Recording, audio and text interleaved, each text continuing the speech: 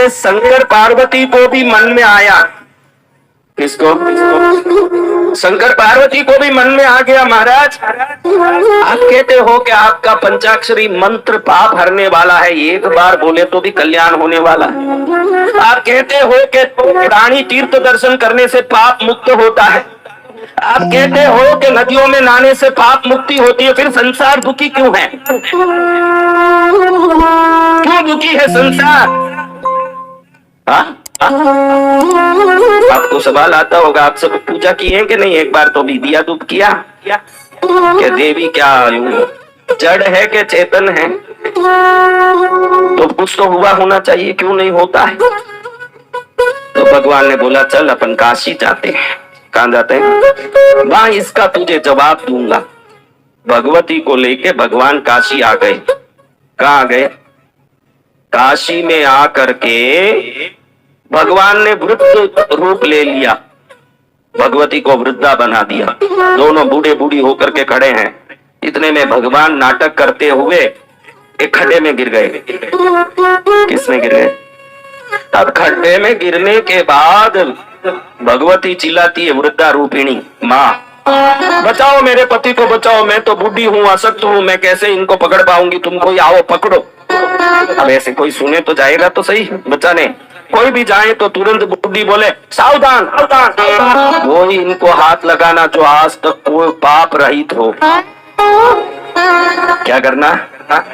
वही हाथ लगाना जो पाप रहित हो, बिल्कुल निष्पाप निष्कलंक हो। ऐसा सुनने के बाद सोचता है कि नहीं तो क्या होगा? वो बोले नहीं तो मैं पक्की ब्राह्मणी हूँ, अगर ऐसे कोई हाथ लगाओगे मेरे पति को तो तुम जल के नष्ट हो जाओ। अब कोई बचाने जाएगा महाराज? कोई जाएगा?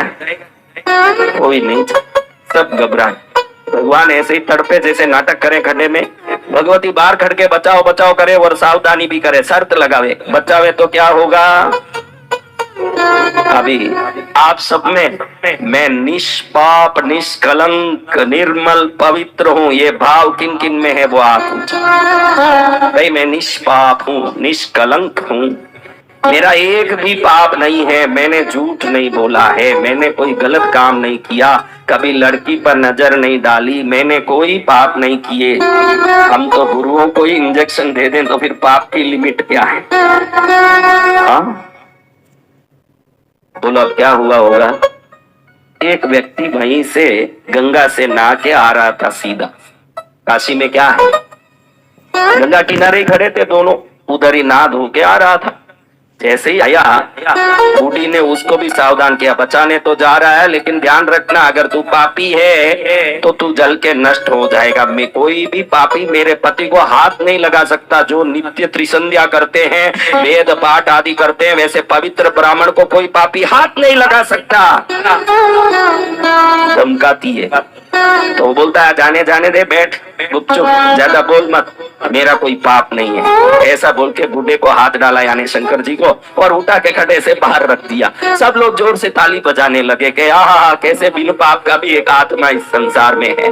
तो भगवती ने उसको पूछा कि तू कोई पापी नहीं किया क्या रे? तू तो बड़ा पुण्यशाली आत्मा, कैसे पृथ्वी में हो न पाप नहीं करे? ये हो सकता है? पृथ्वीवासी किसको कहते हैं भाई? हाँ, कई कर्मों को बनते हैं और कई कर्मों की अपने अनुष्ठान से निर्जरा करते हैं। ये परंपरा जहाँ निरंतर चले वही तो पृथ्वी लोक है। जहाँ बंधता है और छूटता है क्या होता है?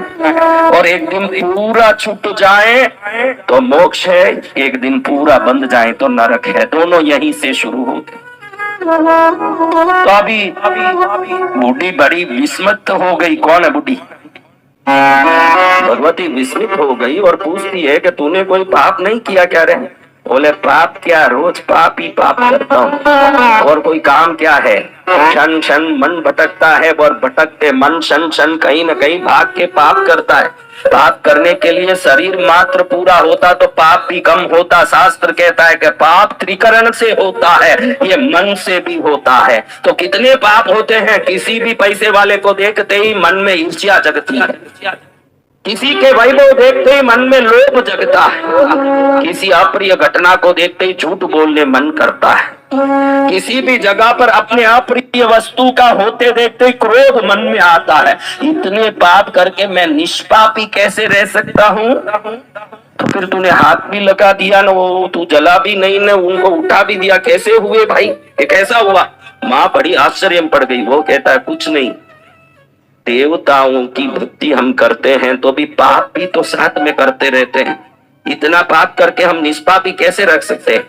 लेकिन जिन धर्म ने पापों का जो परिणाम दिखाया, उसी धर्मों के पुस्तक में लिखा है कि गंगा में नहाने वाला एक बार भी डुबकी लगा दे सभी जन्मों के पाप से मुक्त होता है। तो मैं वो विश्वास से डुबकी लगाता हूँ, मेरा पाप कैसे टिकेगा? महाराज आप में वो विश्वास है? आप कृष्णगिरी आके बैठे हो, लेकिन आपके अंदर मन में जो दुविधाएं दुख भरी हुई है, ये होते तो कभी आपका पाप वृक्ष जल के नष्ट नहीं हो सकता। मैं कृष्णगिरी आ गया, मैं गुरु महाराज के पास बैठा हूँ, अब मुझे मेरा दुख क्या कर सकता? अब मुझे मेरा संकट क्या कर सकता? अब मुझे मेरे कर्म कैसे सता सकता? क्योंकि मैं इस जगह आया जहाँ तीर्थ रूपी गंगा बहती है, वहां मैं बैठा हूँ। ये पहले विश्वास तो आना। और भी दो जन्म यहाँ बैठे रहना, हाथ उठा उठा के मेरा थोड़ा सुनो, मेरा थोड़ा सुनो, मैं जरूर सुनूंगा। लेकिन आप गंगा में डुबकी लगाते हो, भागवत पुराण सुनते हो, संतों के चरण में हो, तो आपके पाप नष्ट होते हैं। पहले ये विश्वास लेके बैठो, बाद में बाकी सब काम बाद में करें।